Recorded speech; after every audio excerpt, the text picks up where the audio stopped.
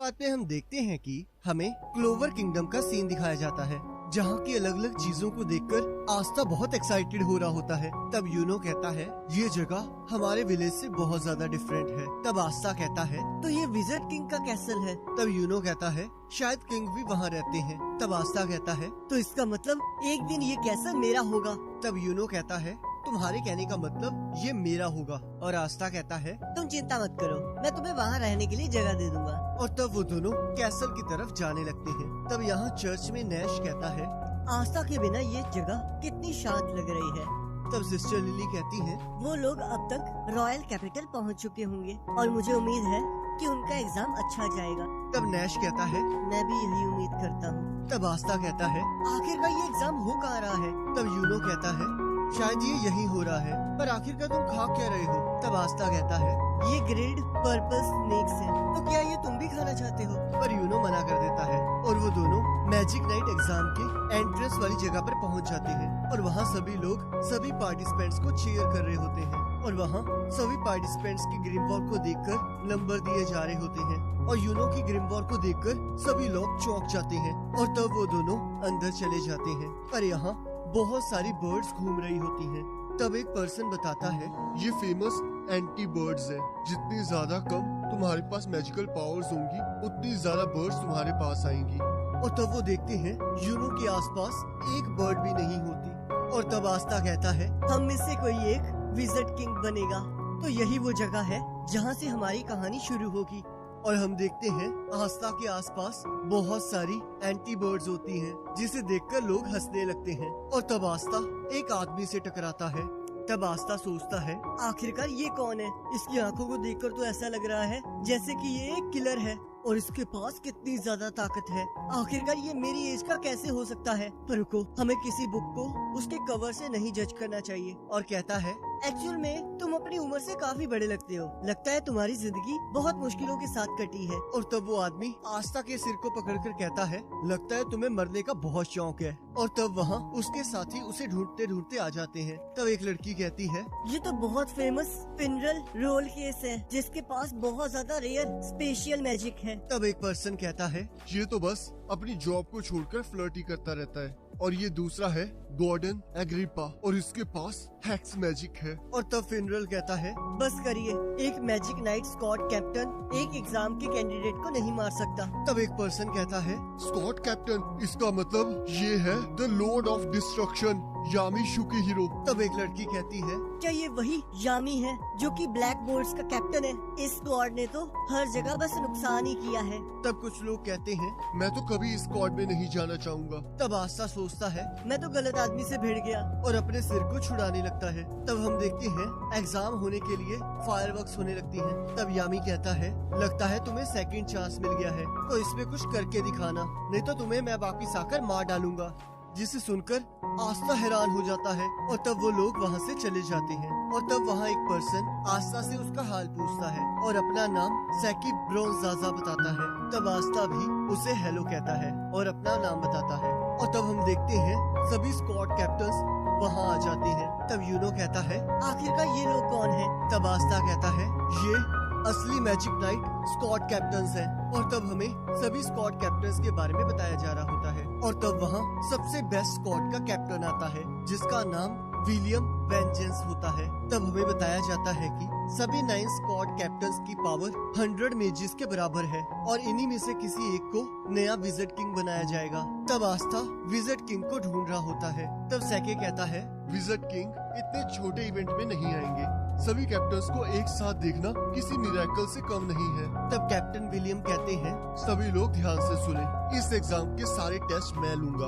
और तब वो अपने मैजिक से हवा से एक पेड़ को नीचे बुलाते हैं, जो कि उन सभी को एक एक उड़ने वाला झाड़ू देता है। तब आस्था और यूनो सोचते हैं तो इसका मतलब ये वो इंसान है जो कि विजर्ड किंग बनने के सबसे ज्यादा करीब है। तब कैप्टन विलियम कहते हैं तो चलो अब एग्जाम को शुरू किया जाए। अब थोड़ी देर बाद सबसे पहला टेस्ट होगा और हम सभी 9 के 9 आपकी परफॉर्मेंस के अकॉर्डिंग आपको नंबर देंगे। और जब एग्जाम खत्म हो जाएगा तब हम सभी आप में से कुछ कैंडिडेट्स को अपनी अपनी स्क्वाड्स में इनवाइट करेंगे। अगर आपको कोई एक स्क्वाड चूज करती है तो आप वहाँ जाएंगे, पर अगर आपको एक से ज्यादा स्क्वाड चूज करती है तब आपकी मर्जी होगी कि आप किस स्क्वाड में जाना चाहते हैं। पर अगर आपको किसी स्क्वाड कैप्टन ने नहीं चुना तो आप डिस्क्वालीफाई हो जाओगे। तो चलो, तो अब पहले टेस्ट के लिए आपको इस झाड़ू को लेकर उड़ना होगा। जो मेज अपनी ताकत को कंट्रोल कर सकता है वही इसे आसानी से कर पाएगा। पर यही एक आसान सा जरिया है जिससे मेजेस ट्रैवल करते हैं,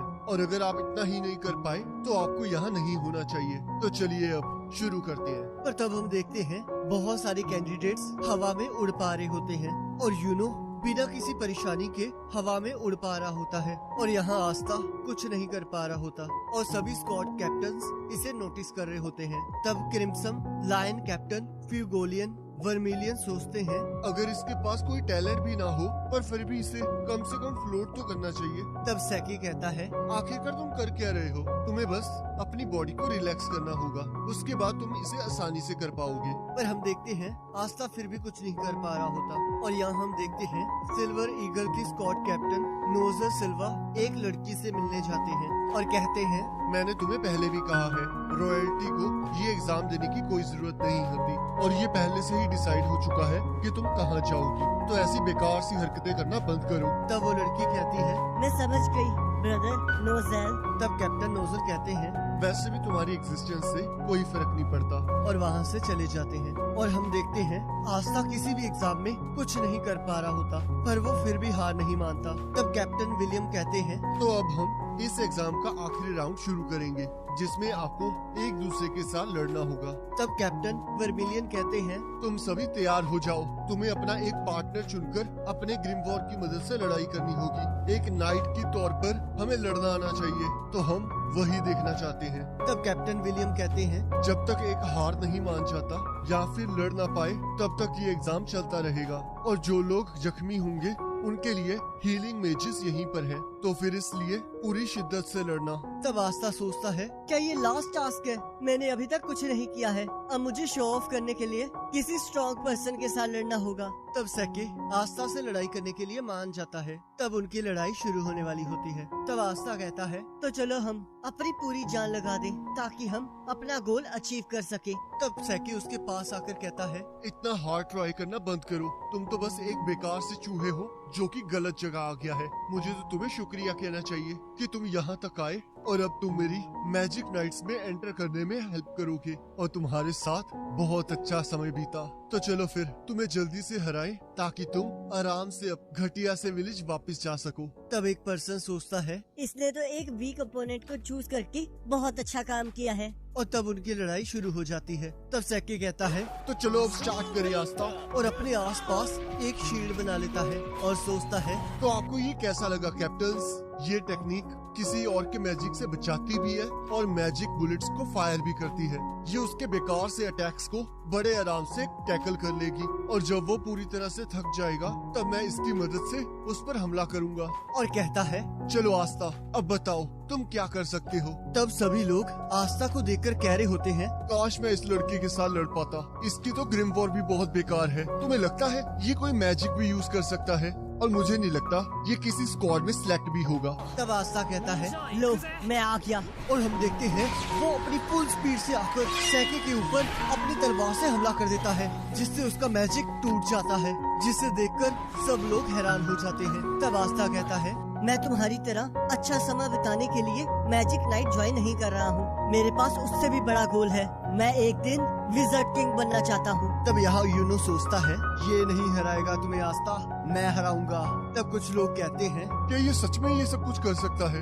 आखिरकार ये है कौन कि ये सच में विज़र्ड किंग बनना चाहता है? तब यहाँ फिनरल कहता है बाकी टास्क के अकॉर्डिंगली मुझे नहीं लगा था इसके पास इतनी पावर होगी। तब यामी कहता है ये कोई मैजिकल पावर नहीं है, मुझे तो लगता है इसके पास तो कोई मैजिक ही नहीं है। और सोचते हैं तभी मैं सोचूं कि उस टाइम पर मुझे इसमें से कोई मैजिकल पावर क्यों नहीं सेंस हुई, और ये फिर भी कह रहा है कि ये विज़र्ड किंग बनेगा। क्या मजाक की बात है। और यहाँ हम देखते हैं बाकी कंटेस्टेंट्स भी आपस में लड़ने लगते हैं, और तब एक पर्सन यूनो को लड़ने के लिए बुलाता है, और वो यूनो से कहता है चाहे तुम्हें 4 लीफ क्लोवर ने चुना हो पर तुम कोई रॉयल्टी नहीं हो, तो इसलिए मैं तुम्हें बताऊंगा तुम्हारा स्टेटस और पावर हमसे कितना नीचे है। अब मैं तुम्हें एक यादगार कहानी दूंगा अपने विलेज में सुनाने के लिए, तो चलो अब तैयार हो जाओ। और तब वो अपने मैजिक से एक लाइटनिंग बॉल बना के यूनो पर हमला कर देता है और तब यूनो अपनी विंड मैजिक से एक टोर्नेडो बनाता है और हम देखते हैं वो पर्सन भी उस टोर्नेडो में फंस जाता है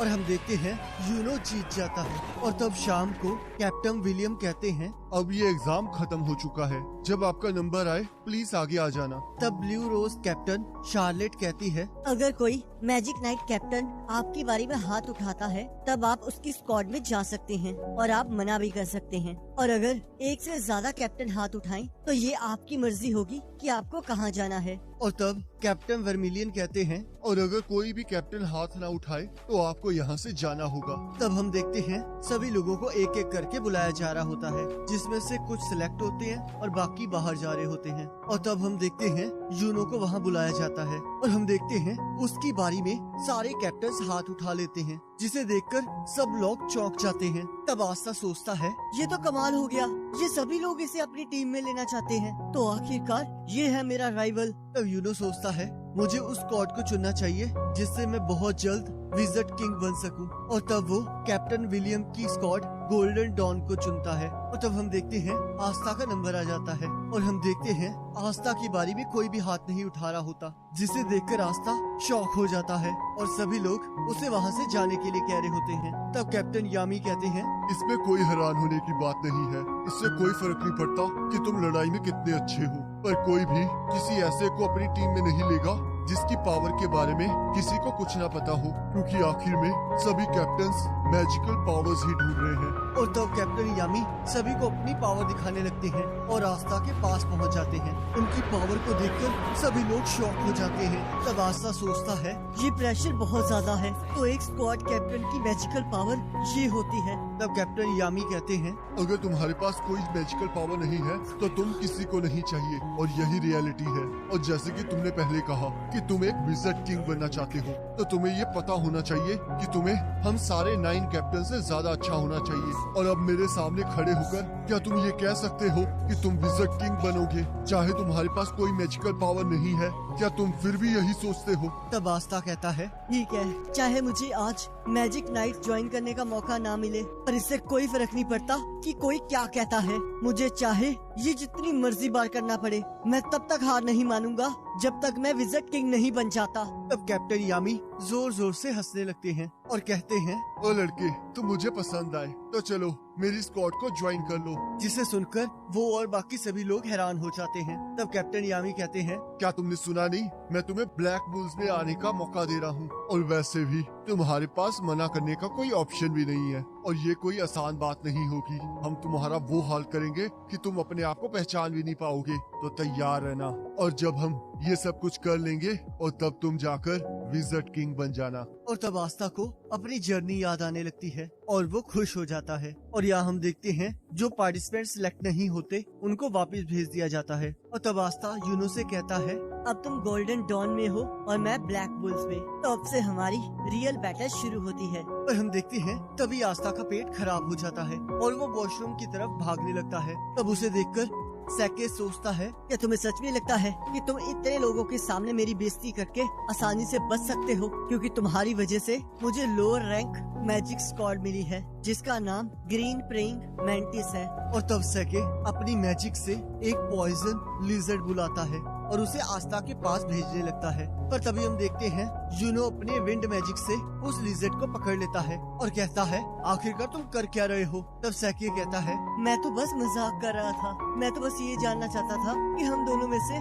कौन ज्यादा अच्छा है। तब यूनो कहता है, यहाँ से चले जाओ, तुम आस्था के साथ लड़ने के काबिल नहीं हो। और तब सैके वहाँ से चला जाता है और तब आस्था बाहर आ जाता है और वो दोनों अपनी अपनी जर्नी के रास्ते निकल जाते हैं। तब कैप्टन यामी कहते हैं, तुम्हारी हिम्मत की मैं दाद देता हूँ, तुम तो पहले दिन ही मुझे वेट करवा रहे हो। और आस्था को सिर से पकड़ लेते हैं और फिर फिनरल को अपना मैजिक यूज करने के लिए कहते हैं। तब आस्था पूछता है, आखिरकार ये क्या है? तब कैप्टन यामी कहते हैं, क्योंकि तुम मैजिक से फ्लाई नहीं कर सकते तो तुम्हें कोई ट्रांसपोर्टेशन मैजिक सीख लेना चाहिए। और रुको, मैं तो भूल ही गया था, तुम्हारे पास तो कोई मैजिकल पावर ही नहीं है। और हम देखते हैं वो आस्था को उस पोर्टल के अंदर फेंक देते हैं और तब वो सभी लोग ब्लैक बुल्स बेस के बाहर पहुंच जाते हैं। तब आस्था गेट खोलकर कहता है, मैं हेज व्हीलर से आस्था हूँ और मैं आज से ब्लैक बुल्स को ज्वाइन कर रहा हूँ। और हम देखते हैं वहाँ एक धमाका होता है और आस्था दूर जाकर गिरता है। और तब कैप्टन यामी कहते हैं, तुम्हारा स्वागत है सबसे बेकार मैजिक नाइट स्क्वाड में, दी ब्लैक बुल्स। और इसी के साथ एपिसोड खत्म हो जाता है।